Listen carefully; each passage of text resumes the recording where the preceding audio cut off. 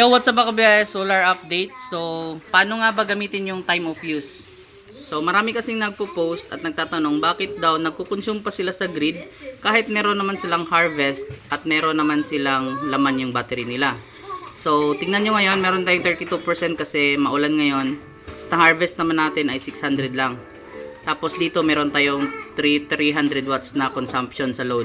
Pero hindi tayo kumukuha sa grid. Bakit nga ba nagkaganito? Bakit walang consumption sa grid? So punta tayo sa settings, work mode.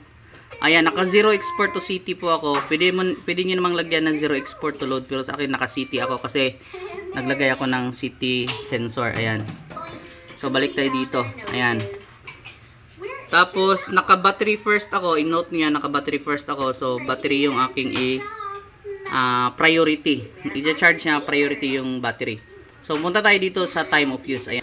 Dapat naka-check po yung time of use. Ngayon, dahil meron akong communication sa aking battery, yung cable na yan, yung can na connection. So, percentage po yung gamit ko. Ayan. Sa time of use, meron po yung time na 1 to 5 AM po yan, papunta naman sa 1 AM. So 1 to 5 AM, 5 to 9 hanggang sa 12 noon at pabalik naman sa 1 AM. So meron akong 25% dito na nakaset lahat. So ibig sabihin, sa 1 to 5, pag meron akong lagpas na 25% sa battery, ibig sabihin doon siya huhugot sa battery. Kaya yun yung nangyari ngayon na hindi siya nagko-consume sa grid. Kasi kaya naman kasi ng aking PV harvest ang load ng bahay at yung sobra naman i-charge niya dito sa battery. So meron ako 700 watts na harvest, yung load ko is 300. So yung half niya na 300 dinalagay niya dito, yung half naman niya ay charge niya sa battery kasi naka-battery first ako. Ayan. So i-sample ko, nakukuha tayo sa grid. Ayan. System work mode. Gagawin, di ba meron akong 30% na battery? So punta tayo dito sa 9 to 3 kasi time ngayon is 12 eh. So malapit na mag-1. So ilalagay ko to siya dito sa, gagawin to siyang 40%. Ibig sabihin, kulang yung aking battery. Di ba? Kulang yung battery. Ibig sabihin, pag less than yung battery percent ko dito, magkukonsume sa grid kasi 40% yung nakalagay ko dito. So, i-check natin yan at tingnan natin kung ano yung mangyayari. Hintayin natin. Ayun. So, ito yung nangyari. So, nagko-consume na siya sa grid. So, bakit nag-charge pa rin? So, ito yung nangyari. Di ba naka-battery first ako? Ayan, battery first. So, ibig sabihin, lahat ng harvest sa solar panel ko ay ipupunta niya dito sa battery. So, ganito po yun ang senaryo niya. Ganito yung kanyang play. Yung panel papunta sa battery nag-charge. Ayan, 700 watts, 760 watts. Charge niya is 750 watts.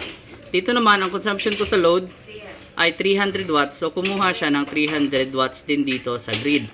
Kasi naka-battery first ako. Ngayon, pag iset ko to sa load first, ayan. Ang mangyayari naman, ito. Tingnan nyo. Ayan, nag-zero na siya. So, ibig sabihin, dahil enough yung harvest ng aking panel, dinidivide niya naman ngayon. Yung 700 watts, dinivide niya sa load. So, yung load ko is 300 watts. So, kaya niya naman ng panel na 700 watts yung harvest. Kaya yung sobra, ilalagay niya naman dito sa battery. Ganun po yung battery first at load first.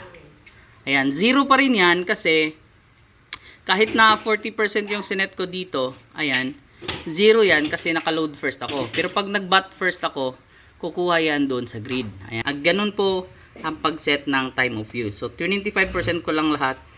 Ibig sabihin, pag nag-25% to, kahit anytime dito sa araw na to, ay kahit anong araw, basta nag-set siya ng 25%, automatic siyang lilipat doon sa grid. So, yun po yung mangyayari. Ayan, so yun po yun. So, zero po yan sa ating grid. So, this is Biyahe ni Ran. See you for more solar updates. Peace out.